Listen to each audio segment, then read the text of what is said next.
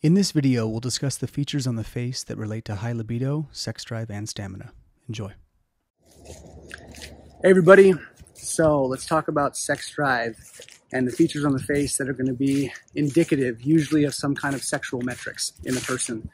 So before we talk about this, I always have to put this caveat in there.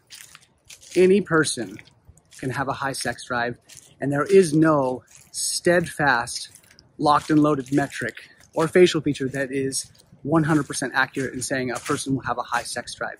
The thing you have to remember about face reading is we're looking for pattern recognition, consistency in patterns. Patterns are aberrant. They're not perfectly symmetrical. They are not perfectly repetitive, but there are consistencies. And that's the thing I want you to remember when we're thinking about facial features in general, but especially when you're looking at facial features in regards to sex drive. Just because you see these features doesn't mean they necessarily have it, but often it's true, especially in my experience in assessing people and clients and talking to them and people in marriages and figuring out these dynamics. Often, I would say 80+% of the time, these are pretty consistent. So first and foremost, the areas on the face we want to pay attention to, two elements primarily, wood and earth. Wood is the jaw and the eyebrows. So we want to think of the jaw as the root system of the liver and the gallbladder system. The liver channel, the meridian, used in acupuncture wraps around the sex organs. Because of that correlation, the wood features of the jaw and the eyebrows. So when these features are strong, it's said that the energy in that channel is strong. Therefore, there is strong energy moving through that channel around the sex organs. So the more cut the jaw, typically, the more lasting power a person will have in bed. A strong cut jaw means that person has a certain amount of stamina and lasting power. Now, the eyebrows.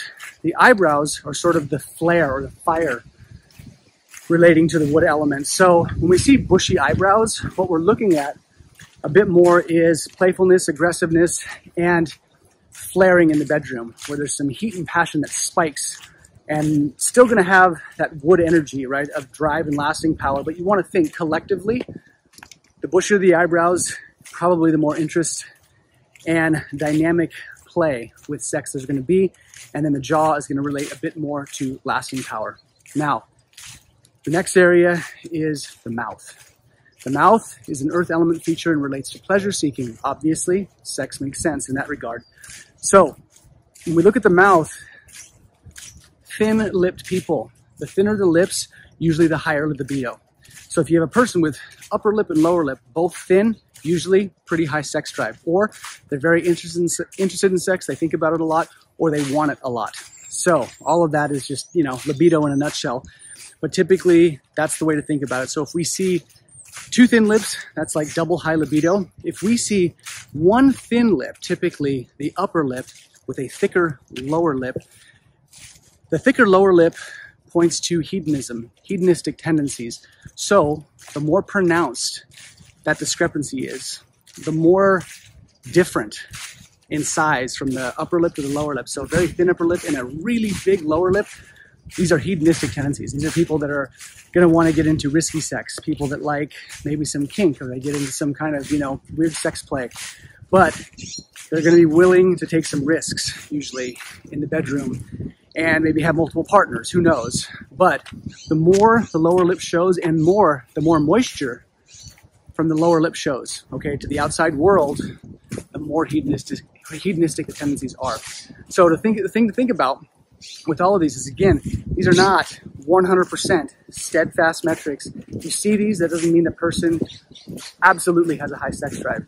But chances are something in their sexual energy, something in their sexual system is probably going to be revving a bit higher than the average person. So these are the key areas to pay attention to. Is this everything? No, it's not.